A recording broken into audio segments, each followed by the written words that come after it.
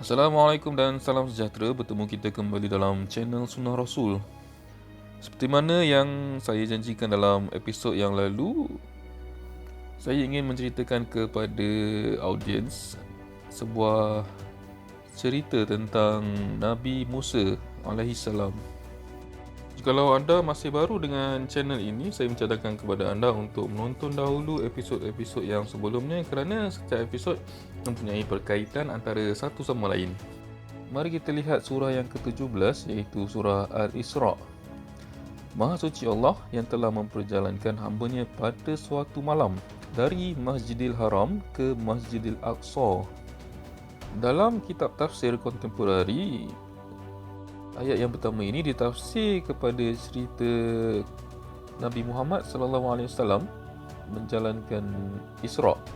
Kalau audiens masih ingat cerita tentang Isra' Mi'raj, ayat yang pertama ini menceritakan tentang Isra', iaitu perjalanan Nabi Muhammad dari Masjidil Haram ke Masjidil Aqsa.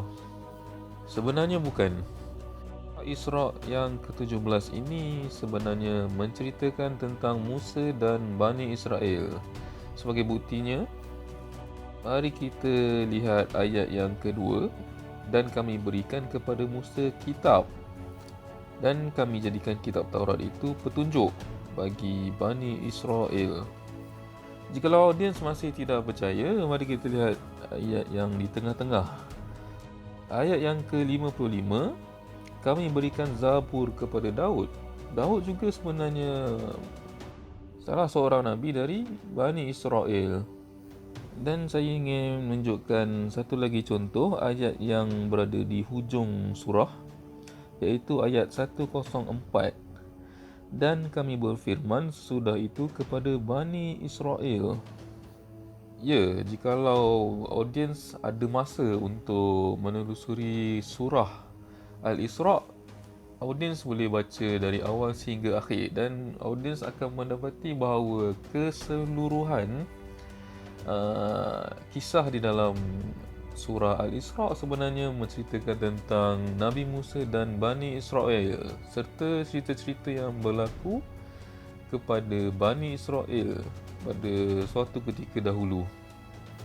Dan saya berani menyatakan bahawa ayat yang pertama yang menceritakan tentang Isra' dari Masjidil Haram ke Masjidil Aqsa sebenarnya bukan kisah Nabi Muhammad SAW, tetapi sebenarnya menceritakan tentang Bani Israel.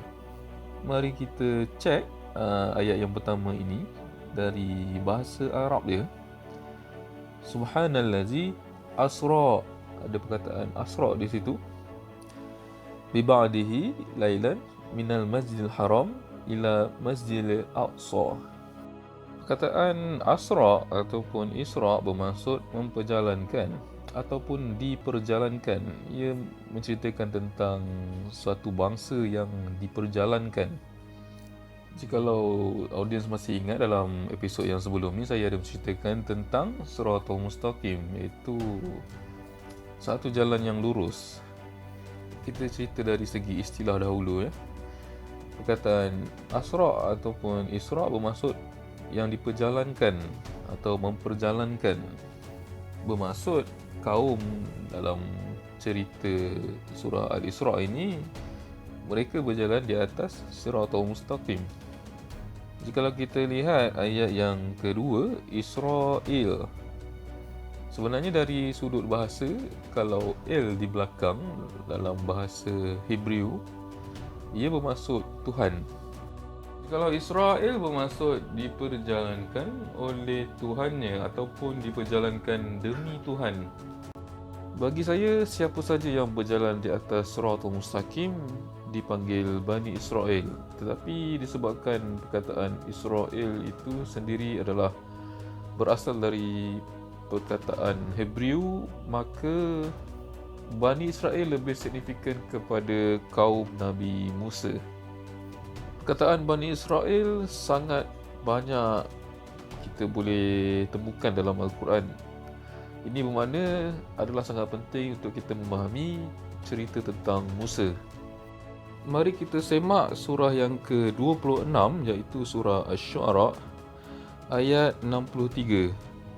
Lalu kami wahyukan kepada Musa, pukullah lautan itu dengan tongkatmu. Maka terbelahlah lautan itu dan tiap-tiap belahan adalah seperti gunung yang besar. Cerita Musa membelah lautan dengan tongkatnya, sebenarnya cerita ini sangat popular bukan sahaja di kalangan orang Islam tetapi juga di kalangan orang Yahudi dan juga orang Kristian. Ketiga-tiga agama ini mempercayai tentang mukjizat Nabi Musa yang membelah lautan menggunakan tongkatnya. Untuk memahami ayat ini, mari kita lihat ayat yang ke-52. Dan kami wahyukan kepada Musa, pergilah di malam hari dengan membawa hamba-hambaku, kerana sesungguhnya kamu sekalian akan disusuli.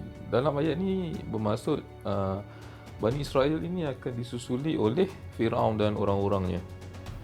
Ayat yang ke-53, kemudian Firaun mengirimkan orang yang mengumpulkan. Kemudian ayat yang ke-54, Firaun berkata, yang merujuk kepada ayat di atas lah, sesungguhnya mereka benar-benar golongan kecil. Mereka ini merujuk kepada ayat yang ke-52 tu tadi, Bani Israel. Ayat ni menunjukkan bahawa Bani Israel ni secara jumlah ni jauh lebih kecil daripada kaum Firaun dan golongannya. Ayat yang ke-55, dan sesungguhnya mereka golongan yang kecil ni membuat hal-hal yang menimbulkan amarah kita. Ia bermaksud golongan kecil ataupun Bani Israel ni telah membuat Firaun dan orang-orangnya marah. Dan sesungguhnya kita benar-benar golongan yang selalu berjaga-jaga. Ayat ni kita boleh relate dengan cerita tentang Iblis. Kalau kita semak surah Al-Baqarah ayat yang ke-30, padahal kami sentiasa bertasbih dengan memuji engkau dan mensucikan engkau. Firaun dan Iblis adalah watak antagonis ataupun watak jahat di dalam kitab. Jika watak Iblis, dia mengatakan bahawa dia selalu mensucikan Allah, dan watak Firaun juga mengatakan bahawa dia selalu berjaga-jaga. Watak antagonis dia akan menggenapi watak antagonis yang lainnya di dalam kitab. Mari kita baca surah Asy-Syu'ara ayat yang ke-57. Maka kami keluarkan Firaun dan kaumnya dari taman-taman dan mata air. Jika kalau kita semak bahasa Arab dia, min jannatin, ada perkataan jannah di situ. Jikalau kita baca betul-betul ayat ini, Firaun sebenarnya juga tempatnya adalah di jannah pada asalnya, seperti mana juga dengan cerita Iblis. Sebenarnya watak antagonis di dalam Al-Quran, sebenarnya mereka ini asalnya di jannah. Ayat yang ke-58, dari perbendaharaan dan kedudukan yang mulia. Ya, Firaun ni dari jannah, dan dalam jannah tu ada mempunyai perbendaharaan ataupun kekayaan dan kedudukan yang mulia. Mari kita baca 59. Demikianlah halnya dan kami anugerahkan semuanya itu kepada Bani Israel. Setelah Firaun dikeluarkan dari jannah dan juga dikeluarkan dari perbendaharaan dan kedudukan yang mereka dapat sebelum ini, semuanya itu diberikan kepada Bani Israel. Dan ayat yang ke-60 berbunyi, maka Firaun dan bala tenteranya dapat menyusuli mereka ataupun mengikuti Bani Israel itu di waktu matahari terbit. Dalam bahasa Arab dia musyriq, maknanya tempat terbitnya matahari ataupun di timur. Ayat yang ke-61, maka setelah kedua golongan itu saling melihat, berkatalah pengikut-pengikut Musa, sesungguhnya kita benar-benar akan tersusul. Pengikut Musa mengatakan bahawa mereka sebenarnya diikuti oleh Firaun dan pengikut-pengikutnya. Ayat yang ke-62, Musa menjawab, sekali-kali tidak akan tersusul. Musa cuba meyakinkan Bani Israel bahawa mereka tidak akan tersusul. Bermaksud Firaun dan pengikutnya tidak akan menyusul lah.